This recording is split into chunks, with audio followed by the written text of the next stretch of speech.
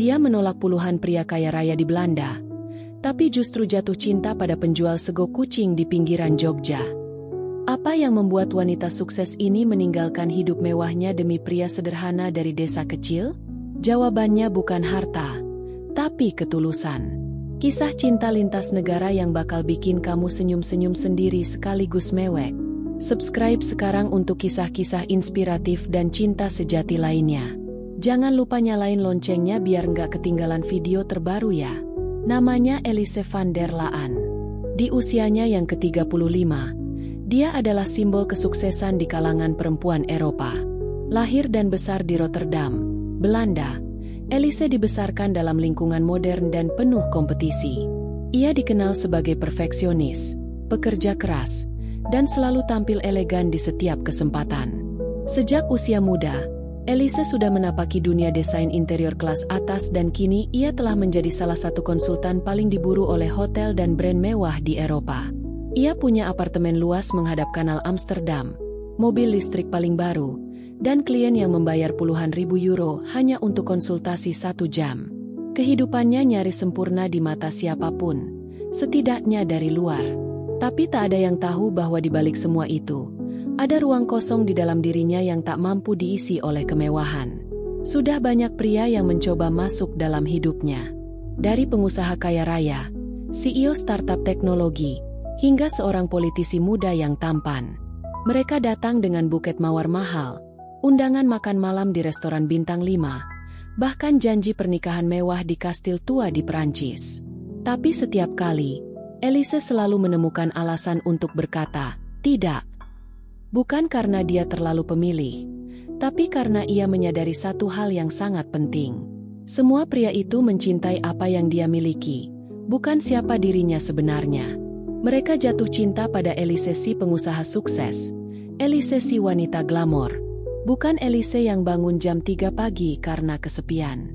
Bukan Elise yang suka menyanyi di dapur sambil membuat kopi sendiri. Dan bukan Elise yang ingin dicintai dalam keadaan paling sederhananya. Hari demi hari ia lewati dengan rutinitas yang mewah tapi hampa. Hingga akhirnya, setelah satu malam panjang penuh lamunan dan gelas anggur yang tak habis-habis, Elise mengambil keputusan besar. Ia butuh pergi. Bukan sekadar liburan, tapi mencari ulang siapa dirinya. Dia butuh menemukan kembali sisi manusiawinya, tanpa label, tanpa status. Dan disitulah petualangannya dimulai. Tiket pesawat satu arah ke tempat yang bahkan sebelumnya belum pernah ia dengar. Yogyakarta, Indonesia. Tempat yang katanya indah, hangat, dan penuh ketulusan. Sesuatu yang sudah lama tidak ia rasakan. Hari itu, langit Rotterdam diselimuti awan kelabu seperti biasa. Elise memandangi koper kecil yang baru saja dikemas. Tak ada gaun pesta, tak ada sepatu hak tinggi, hanya pakaian ringan, buku catatan, dan kamera tua yang sudah lama tak disentuh. Ia menutup pintu apartemennya dengan satu tarikan napas yang berat, seakan ingin mengubur semua kejenuhan di balik pintu itu. Destinasi tujuannya kali ini bukan kota besar, bukan pula tempat liburan elit seperti Swiss atau Santorini. Ia memilih tempat yang asing baginya, Yogyakarta, kota kecil di Pulau Jawa, Indonesia. Tak banyak orang Belanda yang berlibur ke sana, dan justru itu yang membuatnya tertarik.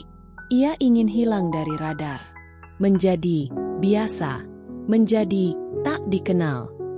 Saat pesawat menyentuh landasan di Bandara Internasional Yogyakarta, Elise disambut udara hangat yang kontras dengan musim gugur di negerinya. Di luar bandara, wajah-wajah tersenyum, kendaraan lalu lalang, dan aroma rempah menyambutnya. Ada semacam kenyamanan yang langsung terasa, meski dia belum tahu apa-apa tentang kota ini. Ia memilih menginap di sebuah villa kecil di pinggiran desa, jauh dari pusat kota. Villa itu dikelilingi oleh hamparan sawah, pepohonan kelapa, dan suara burung yang mengisi pagi. Tiap kali ia membuka jendela, Elise seakan diingatkan bahwa dunia masih punya ruang untuk keheningan dan kedamaian yang asli. Di tempat inilah hari-harinya berubah. Tak ada jadwal padat, tak ada email dari klien, dan tak ada tuntutan untuk selalu tampil sempurna. Ia mulai berjalan kaki ke pasar tradisional, mencicipi jajanan yang belum pernah ia lihat, berbicara dengan anak-anak kecil yang tertawa melihat rambut pirangnya, dan menulis di tepi sawah sambil mendengar suara kodok malam. Namun, ada satu hal yang setiap pagi menarik perhatiannya. Sebuah gerobak kecil di ujung jalan, dikelilingi oleh bau khas nasi hangat dan sambal. Disitulah, untuk pertama kalinya, ia bertemu Joko, penjual sego kucing sederhana yang kelak mengubah hidupnya. Elise belum tahu, tapi perjalanannya ke Yogyakarta bukan hanya tentang mencari ketenangan. Di sini, ia akan menemukan cinta yang tidak ia duga. Cinta yang tidak memakai dasi, tidak mengendarai mobil mewah, tapi datang dengan senyum tulus dan sego kucing hangat di pagi hari. Dan kisah itu baru saja dimulai. Pagi itu, udara desa begitu segar. Kabut tipis masih menggantung di atas sawah, dan embun belum sepenuhnya menguap dari dedaunan. Elise keluar dari villa kecilnya dengan langkah ringan. Di tangannya, hanya ada buku catatan dan senyum yang mulai tumbuh perlahan sejak kedatangannya di Jogja. Beberapa langkah dari villa, matanya tertumbuk pada pemandangan yang tak asing. Gerobak kecil berwarna biru pudar, dinaungi payung lusuh dan ditopang dua roda kayu tua. Di balik gerobak itu, berdiri seorang pria dengan kemeja kotak-kotak, sarung dililit di pinggang, dan senyum hangat yang tampak tulus dari kejauhan. "Sego kucing, Mbak?" Sapanya dengan logat Jawa yang lembut namun jelas, sambil menunjuk ke barisan nasi bungkus kecil yang tersusun rapi di gerobaknya. Elise mengangguk pelan, meski sebenarnya ia tak tahu apa itu sego kucing. Ia mengambil satu bungkus, dan pria itu, yang belakangan ia tahu bernama Joko, memberinya dengan dua tangan, gestur sopan yang membuat Elise tersentuh. Mereka tidak banyak bicara hari itu. Hanya senyum dan terima kasih. Tapi Elise merasakan sesuatu yang berbeda. Tidak ada kepura-puraan, tidak ada basa-basi sosial, hanya manusia yang melayani manusia lain dengan hati. Keesokan harinya, Elise datang lagi. Dan hari berikutnya, setiap pagi, ia duduk di bangku kayu sederhana di samping gerobak Joko, menyantap sego kucing sambil menikmati suasana desa yang perlahan terbangun. Joko mulai membuka obrolan tentang cuaca, tentang lauk yang ia masak sendiri, tentang ibunya yang tinggal di desa seberang. Bahasa mereka campur aduk, sedikit Inggris, beberapa kata Jawa yang Elise pelajari, dan banyak isyarat tangan. Tapi anehnya, tidak pernah terasa canggung. Justru percakapan mereka terasa jujur, polos, dan bebas dari penilaian. Hari demi hari, hubungan mereka semakin dekat. Joko mengajak Elise melihat tempat pembuatan tempe di belakang desa, mengantarnya ke pasar tradisional, dan mengenalkannya pada anak-anak kecil yang biasa bermain layang-layang di lapangan. Elise, yang terbiasa hidup dalam dinding kaca dan apartemen sunyi, mulai menemukan kehidupan nyata, yang berdebu, yang ramai, tapi juga hangat. Dan setiap pagi di gerobak itu menjadi ritual baru. Sebungkus sego kucing, secangkir teh hangat, dan sepenggal percakapan yang selalu membuat Elise menunggu hari esok. Dia belum tahu ini cinta. Tapi setiap kali matanya bertemu tatapan Joko yang jujur, hatinya mulai berbisik pelan. Inilah, hari-hari berlalu, dan pagi-pagi Elise tak lagi terasa lengkap tanpa mampir ke gerobak Joko. Hubungan mereka yang awalnya hanya pembeli dan penjual, kini tumbuh menjadi sesuatu yang lebih akrab. Mereka mulai mengenal rutinitas satu sama lain. Joko tahu Elise suka sambal yang tidak terlalu pedas, dan Elise tahu Joko selalu menyimpan satu bungkus sego kucing spesial untuknya, dengan lauk tempe bacem favoritnya. Suatu pagi, setelah menghabiskan sarapan di bangku kayu seperti biasa, Joko mengajak Elise untuk ikut bersamanya mengantarkan pesanan nasi ke sebuah warung kecil di ujung desa. Elise setuju dengan antusias. Mereka naik motor butut milik Joko yang joknya sudah agak robek, melintasi jalan-jalan sempit berbatu, melewati sawah yang hijau membentang, dan dusun-dusun kecil yang tenang. Angin menyapu rambut Elise, dan untuk pertama kalinya dalam hidupnya, ia tertawa lepas di atas motor tua, tanpa helm mahal, tanpa make-up sempurna, hanya menjadi dirinya sendiri. Sejak hari itu, kebersamaan mereka kian intens. Joko mengajaknya bersepeda ke pinggiran desa, duduk di pinggir pematang sawah saat senja datang, bahkan memperkenalkannya pada budaya lokal yang selama ini hanya Elise lihat lewat dokumenter. Mereka pernah duduk diam berdua di pendopo tua sambil mendengar bunyi gamelan dari kejauhan. Tak banyak kata, tapi perasaan hangat itu nyata. Elise mulai mencatat hari-harinya dalam jurnal kecil, tentang bagaimana seorang pria sederhana bisa membuat hatinya lebih tenang daripada semua pria bergelar dan berkantong tebal yang pernah ia kenal. Ia merasa dihargai tanpa perlu berpura-pura, dicintai tanpa harus dipoles. Sementara itu, Joko pun mulai menyadari bahwa dirinya menaruh rasa pada wanita asing ini. Tapi ia menyimpan itu dalam diam. Ia sadar dunia mereka berbeda. Tapi entah mengapa, setiap melihat Elise tertawa, memegang tangan anak kecil di desa, atau menatap senja dengan tatapan penuh makna, Joko merasa hatinya telah menemukan rumah. Kebersamaan mereka bukan tentang kemewahan, tapi tentang berbagi momen-momen kecil. Tawa di atas motor, kopi di beranda bambu, dan senja yang selalu mereka lihat bersama. Di antara sawah yang membentang dan langit Jogja yang membara jingga, tanpa mereka sadari, cinta sedang tumbuh, perlahan, tapi pasti. Waktu berjalan lebih cepat saat hati sedang bahagia. Tanpa terasa, minggu-minggu yang hangat itu mulai mendekati akhir. Di villa kecil tempat Elise tinggal, koper-koper mulai terbuka kembali. Tapi kali ini bukan dengan semangat petualangan, melainkan dengan berat hati yang tak bisa disembunyikan. Pagi terakhirnya di Jogja, Elise berjalan lebih pelan dari biasanya. Kabut tipis menari di atas sawah seperti biasa, tapi rasanya lebih sunyi. Di ujung jalan, Joko sudah menunggunya di samping gerobak, tapi tidak seperti biasanya. Hari itu tidak ada senyum yang lebar. Gerobaknya tetap di tempat. Sego kucing tetap tersusun rapi. Tapi suasananya sepi, seperti ada sesuatu yang tak ingin diucapkan. Mereka duduk berdua tanpa banyak bicara. Joko menyuguhkan segelas teh hangat, dan Elise mengambilnya dengan tangan yang sedikit gemetar. Ia ingin mengatakan banyak hal, tentang betapa ia bersyukur telah bertemu Joko, tentang bagaimana hari-harinya menjadi lebih hidup sejak pertemuan mereka, tentang hatinya yang kini tak lagi dingin dan kosong. Tapi kata-kata itu tertahan. Semua hanya mengalir lewat tatapan. Joko tahu hari itu akan datang. Ia tidak pernah bertanya kapan Elise akan pulang. Tapi setiap malam ia menghitung mundur diam-diam. Ia tidak ingin menahan, tapi juga tidak tahu bagaimana melepas seseorang yang telah membuat dunia kecilnya terasa jauh lebih besar. Terima kasih ya, Joko, kata Elise pelan. Untuk semuanya. Untuk teh hangat, sego kucing, dan untuk ketulusanmu. Joko hanya mengangguk. Matanya tampak berkaca, tapi ia tetap tersenyum. Senyum yang sama yang pertama kali Elise lihat saat membeli nasi kucing. Tapi kali ini, senyum itu menyimpan luka kecil. Luka karena cinta yang tumbuh di tanah yang berbeda. Sebelum Elise melangkah pergi, Joko memberikan satu bungkus sego kucing terakhir, dibungkus daun pisang, dengan tulisan kecil di atas kertas coklat. Untuk Mbak Elise, jangan lupa Jogja. Di bandara, saat Elise menatap awan dari balik jendela pesawat, hatinya terasa seperti tertinggal. Ia meninggalkan banyak hal, sawah, aroma tanah, langit senja, dan satu hati sederhana yang tak pernah meminta apa-apa, tapi telah memberi segalanya. Ia menangis diam-diam.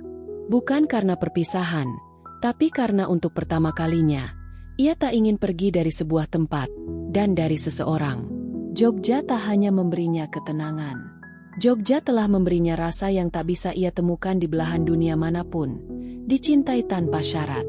3 bulan telah berlalu sejak Elise meninggalkan Jogja. Tapi bagi hatinya, waktu seakan berhenti di sana. Kembali ke apartemen mewahnya di Rotterdam tak lagi terasa nyaman. Dinding kaca yang dulu ia banggakan kini terasa dingin. Gelas anggur yang dulu menjadi teman sunyinya kini hanya menjadi pengingat bahwa ada kekosongan yang tak bisa lagi ia isi sendiri. Pekerjaan tetap menumpuk, klien tetap berdatangan, dan pujian tetap mengalir. Tapi Elise tidak lagi merasa terhubung dengan dunia tempat ia dibesarkan. Semua terasa seperti akting yang berulang. Ia tersenyum, tapi hatinya melayang ke sebuah desa kecil yang kini terasa lebih seperti rumah daripada tempat ia dilahirkan. Setiap malam, ia membuka kembali jurnal perjalanannya di Jogja. Halaman-halaman yang penuh sketsa sawah, catatan obrolan bersama Joko, dan emosi yang tak pernah ia rasakan sebelumnya. Ia memeluk bungkusan kertas coklat dari Joko yang masih ia simpan rapi, bungkusan sego kucing terakhir yang ia terima. Di sana tertulis, "Jangan lupa Jogja." Tapi Elise tak hanya mengingat Jogja, ia merindukannya. Lalu, di suatu pagi musim dingin yang membekukan jalanan Rotterdam, Elise membuat keputusan yang akan mengubah hidupnya. Ia menutup laptop, mematikan telepon genggam, dan memesan tiket pesawat satu arah, kembali ke Yogyakarta. Bukan untuk liburan, tapi untuk tinggal, untuk hidup, untuk mengejar cinta yang tak sempat ia ucapkan dulu. Ketika ia tiba kembali di villa kecil itu, langit Jogja menyambutnya dengan sinar senja yang hangat. Langit yang sama, jalan yang sama, dan di ujungnya, berdiri gerobak yang tak berubah. Dan di baliknya, Joko, yang menatap tak percaya. Elise melangkah mendekat, kali ini tanpa ragu. Ia berdiri di hadapan Joko, memandang wajah yang selama ini menghantui pikirannya setiap malam. "Aku kembali," katanya dalam bahasa Indonesia yang terbata. "Karena aku ingin tinggal. Karena aku cinta." Joko menatapnya. Lama. Senyum itu kembali muncul. Bukan senyum formal seperti dulu, tapi senyum penuh rasa yang terpendam lama. "Mbak Elise yakin? Dunia Mbak jauh lebih besar dari desa ini." Elise menggeleng pelan.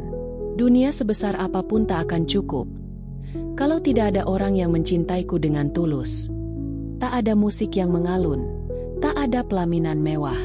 Hanya mereka berdua, gerobak kecil, dan langit Jogja sebagai saksi." Tapi saat itu, Elise tahu, ia telah membuat keputusan paling benar dalam hidupnya. Mengikuti hati, bukan logika. Dan disinilah kisah cinta mereka benar-benar dimulai. Bukan sebagai dongeng, tapi sebagai kehidupan nyata, di mana cinta bukan tentang apa yang dimiliki, tapi siapa yang bersedia hadir sepenuhnya. Matahari mulai tenggelam di balik cakrawala sawah. Langit Jogja menyala jingga keemasan, memantulkan cahaya lembut ke permukaan air yang menggenangi pematang. Di sanalah Elise dan Joko berdiri, dua insan dari dunia yang berbeda, tapi kini berdiri di garis yang sama, garis ketulusan. Beberapa bulan telah berlalu sejak Elise memutuskan kembali ke Jogja. Ia kini tinggal di rumah kecil tak jauh dari tempat Joko biasa berjualan. Tidak ada pendingin ruangan, tidak ada lift kaca atau lantai marmer seperti di apartemennya dulu. Tapi disinilah ia merasa lebih kaya dari sebelumnya. Setiap pagi, Elise membantu Joko menyiapkan dagangan. Ia belajar membungkus nasi dengan daun pisang, belajar membuat sambal terasi, bahkan mulai mengenal nama-nama pelanggan tetap Joko yang kini memanggilnya dengan hangat, "Mbak Lise." Mereka tertawa bersama, bekerja bersama, dan berbagi kehidupan sederhana yang penuh makna. Tidak ada lagi topeng, tidak ada lagi ekspektasi sosial. Hanya cinta yang lahir dari kebersamaan dan saling menerima. Suatu sore, saat mereka duduk di pinggir sawah setelah seharian berdagang, Joko berkata lirih, "Mbak Elise, kenapa Mbak memilih tinggal di sini?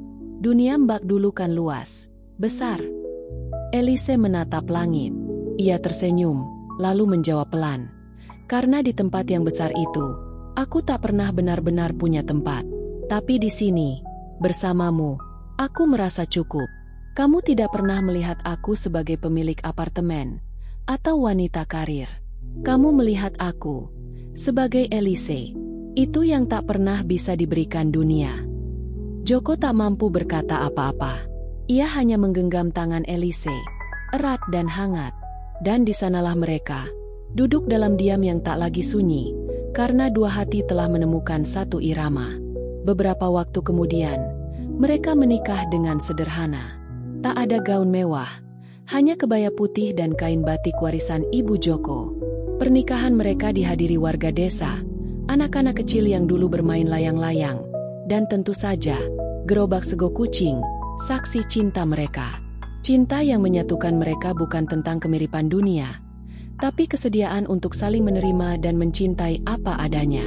Elise telah menolak pria-pria berkantong tebal, demi seseorang yang tak punya apa-apa kecuali ketulusan. Dan itulah pelajaran terbesar dari kisah ini, bahwa cinta sejati tidak datang dengan kemewahan, status, atau penampilan luar. Ia datang diam-diam, dalam bentuk sederhana, tapi kuat menembus batas budaya, bahasa, bahkan negara. Cinta itu tulus, dan itu cukup.